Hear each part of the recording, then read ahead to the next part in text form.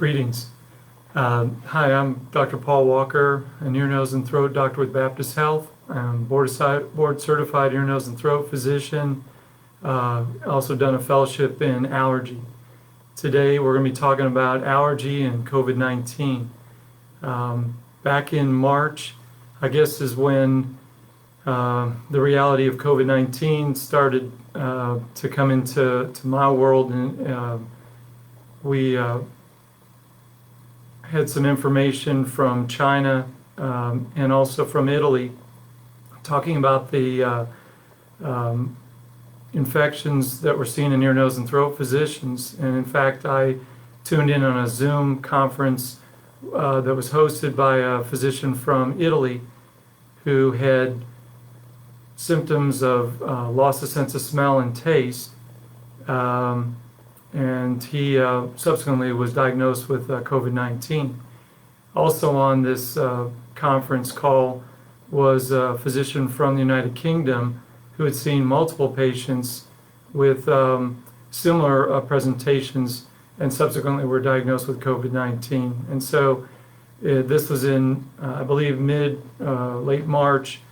And so there was a big push from our academy to let the medical authorities know that this should be considered a question for screening of patients for COVID-19.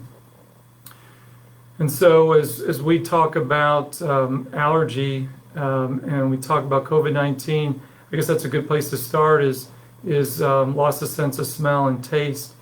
Yes, you can see a loss of sense of smell and taste with patients with allergy. Typically, this is a process in the allergy realm that happens over months or years. Typically, there's a nasal congestion. There might be some facial pressure. So chronic sinusitis, nasal polyps, and allergy can cause an altered sense of smell and taste. And this in comparison to COVID-19, where it's an abrupt change in sense of smell and taste. Reports internationally have said that in general, sense of smell and taste can come back with this viral exposure. Another common complaint in my practice is cough, and we see a lot of patients with chronic cough. And there are multiple reasons for chronic cough, and we spend a good period of our time trying to be private detectives to try to figure out why someone's struggling with a persistent cough. In the COVID-19 world, there can be a fever associated with it. There might be chills, muscle aches. There may be some more systemic symptoms that are more suggestive of a virus or a viral process. Where in the allergy realm, there might be some postnasal drainage, but there's typically no fever associated with it. And then the other group that presenting symptoms with COVID-19, the GI upset, the diarrhea, those are typically not things that we're going to see in the allergy realm. What's common in my practice for allergy? Yes, people classically think of allergy as sneeze and runny nose, itchy eyes, but as we say in our office, it's so much more. Congestion, ear pressure, popping in the ears, postnasal drainage. For our patients with asthma issues, they may have some tightness in their chest or some shortness of breath from time to time with the allergy. A lot of our patients have tried the over-the-counter treatments. As you probably know, antihistamines have been over-the-counter for a good long period of time, and they're helpful for sneezing, runny nose, itchy eyes. Things like Zyrtec, Claritin, Allegra, Zysol are all possibilities for those kind of symptoms. When nasal congestion is more of an issue, that's when nasal steroid spray may be considered, and fluticasone and a couple other nasal steroid sprays are now over the counter. Nasal steroid sprays are quite safe, but they do take a little time to start to kick in. So we're talking 3 to 5 days. It might take some time before you notice a difference from a congestion standpoint. When does a person come to see me? Typically it's for the patient who has consistent symptoms and they're affecting their quality of life, and remedies of over-the-counter just don't seem to control matters. In that situation, they come to our office, they see myself or one of my team members. We go over their history, find out what other past medical problems they have, medications that they take on a regular basis. We look for possible triggers and environmental exposures. And then we perform a physical exam looking for signs of allergy. Once we've completed the history and physical, we talk about the possibility of allergy testing. There's several different ways to test for allergies. I have my preferences. I'm not a huge fan of allergy testing via blood. I find that blood testing misses quite a few allergies, and therefore I feel like if we're going to do a test, let's do the most accurate test that we have available to us. And along that same line, prick testing, I can remember as a teenager having to take my shirt off and my back being numbered from 1 to 140, and the allergy nurse going at my back with a bunch of allergens. Prick testing, once again, has its weaknesses. In fact, I have found over the years that there are quite a few inaccuracies that I'll see with prick testing by itself. And so I strongly recommend the methods that we use in our office. Our current our current testing regimen includes a multi-prick test followed by something called intradermal testing. This has been shown to not only be extremely safe, but is highly sensitive and accurate. And that's really the bottom line. When someone has a consistent issue that's not well controlled, we don't want to guess. We want to know that we're identifying all the contributing factors. So once we've performed the allergy test, one of the beauties of doing this test on your arm, you'll get to see firsthand what you're allergic to and how severe your reaction is. At that point, since patients have already tried medications, we do talk about environmental modification. If it's a dust sensitivity, we'll talk about practical ways to mitigate the allergy to dust, whether it would be in the house or specifically in the bedroom, trying to find ways to decrease that dust exposure. Where environmental modification is unable to take care of the symptoms, we talk about desensitization or retraining of the immune system. As you know, allergy shots have been the standard of care for retraining the immune system for decades.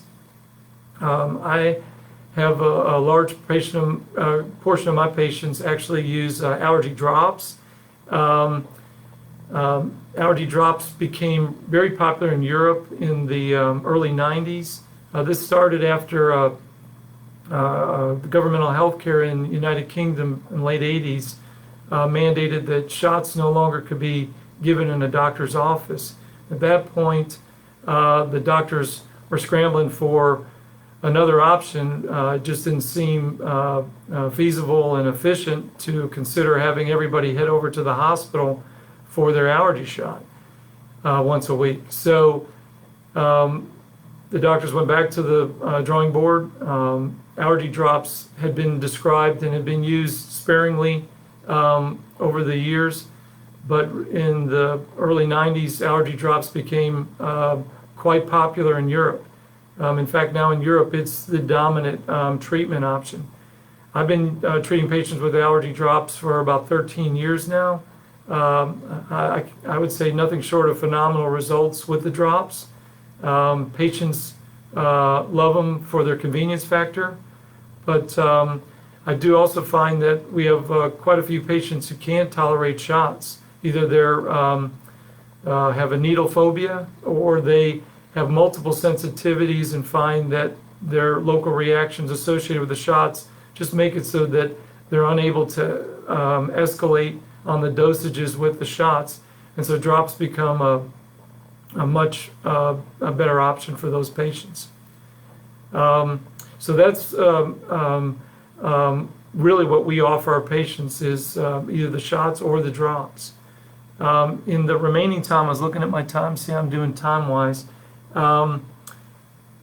I'd like to talk a little bit about the something that's near and dear to my heart, which is how to optimize immune system function. I have a daughter with special needs, and I have dedicated a good amount of time and energy to finding ways to optimize her health. And in the process, I guess selfishly, I've also looked at ways to try to optimize my health. If any of you have a role of taking care of someone with special needs, you realize that you need to be healthy and productive for as long as you can be. And so in my quest for wellness, I've done a deep dive looking at ways to help not only myself, but I think that our calling is to be a blessing to others. And so as I've been blessed by finding this information, I surely want to share this information with my community and my patients. Nothing more satisfying to me than seeing patients taking this information and making positive lifestyle changes. So just starting with some basics, we know the pillars of wellness: stress management, moderate exercise on a routine basis, quality sleep, nutrition, for sure. We're going to talk a little bit about a couple supplements that have an overlapping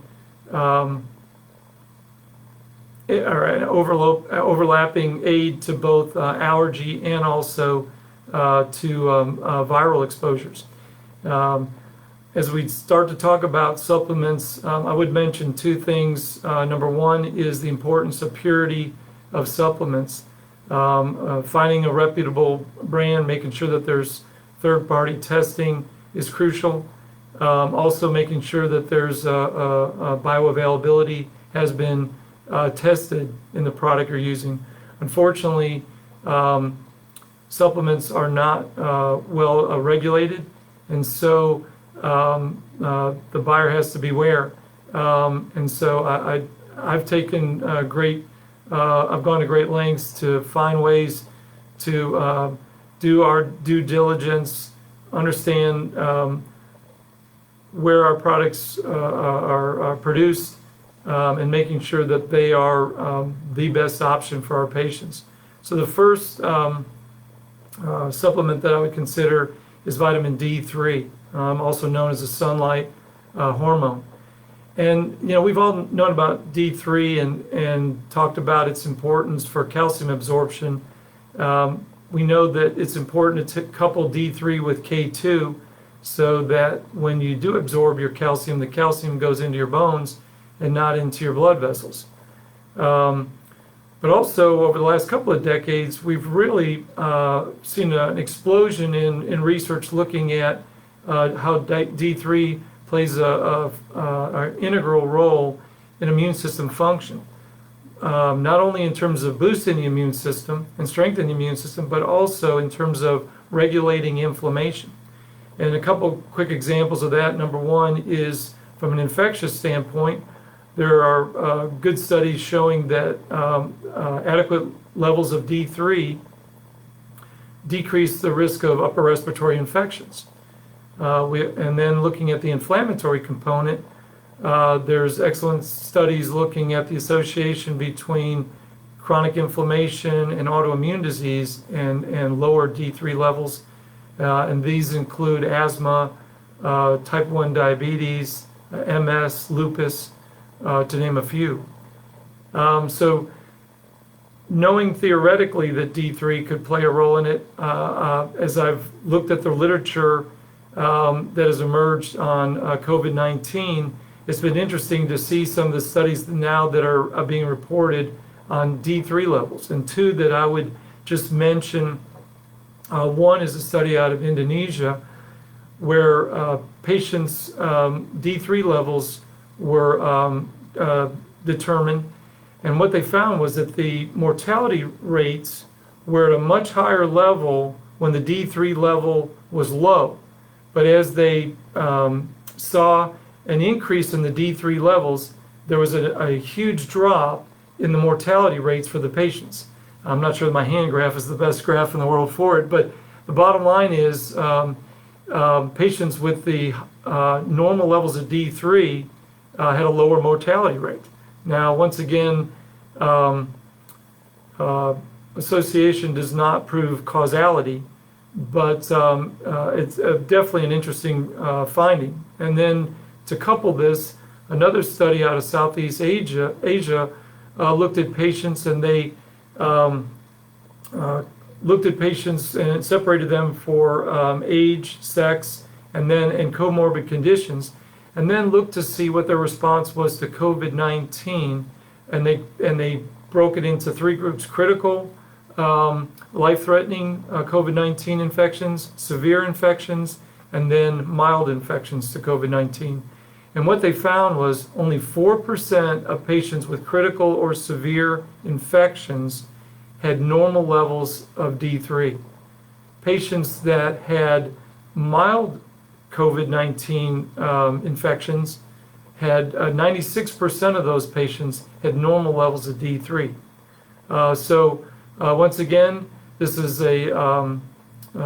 doesn't prove causation, but when you couple the basic science information of D3 plus these reports, and then you add to it the inexpensive nature of D3.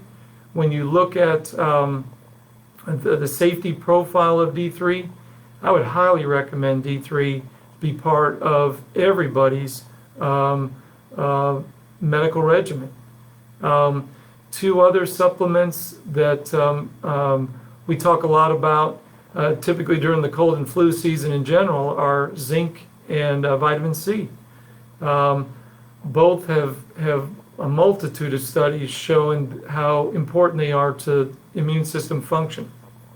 But I would also add, interesting with zinc, is zinc has the ability to, once it's in the cell, it actually stops the replication of RNA viruses, which is crucial as we look at ways to deal with any virus. But COVID-19 would be within that class of viruses. And then the other supplement that I would commend you to do a little deeper dive into is quercetin. Some people ask me how you spell it. It's Quercetin. Quercetin, it's a flavonoid found in apples, onions. It's found in vegetables in the cabbage family. It's found in nuts and seeds. And I've known about quercetin for a long time in the allergy realm because of its role in what's called mast cell stabilization. I usually like to describe it as, think of your mast cells almost like a Ziploc bag, and within that Ziploc bag are a lot of pro-inflammatory components. And one of those is histamine, which causes the wonderful sneezing and itchy eyes and runny nose kind of symptoms. And so quercetin has the ability to take that Ziploc bag and keep it zipped shut, so that when you're exposed to your sister's cat that you're allergic to, instead of having that Ziploc bag open up and you have this pronounced allergic response, that quercetin keeps that Ziploc bag closed and you don't have that response. So quercetin has been known once again to have that strong allergy component for years. But now there's some good research looking at how quercetin has both antiviral properties to it and anti-inflammatory properties to it.